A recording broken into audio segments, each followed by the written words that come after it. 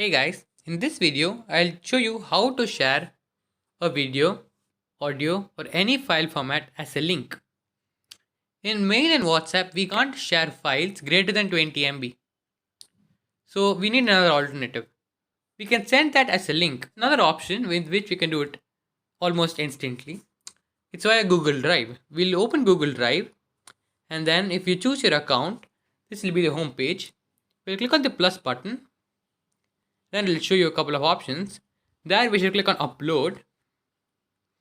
And then we can select what do we want. We can select a video, a PowerPoint presentation, an image, or anything you want.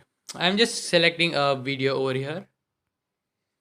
It'll show you preparing to upload. And then it'll show you your file is being uploaded. And if you see it in the notification center, it'll show you uploading one file. And then we just wait for the upload to get over.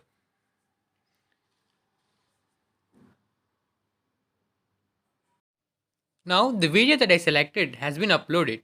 Now if I click on it, you can see it play. And there'll be 3 dots on the top right corner. If you click on that, you get a lot of options in which there'll be copy link. And then if you click on that, the link is copied and you can paste it and send it to anyone. You can use this to share any kind of file of any size.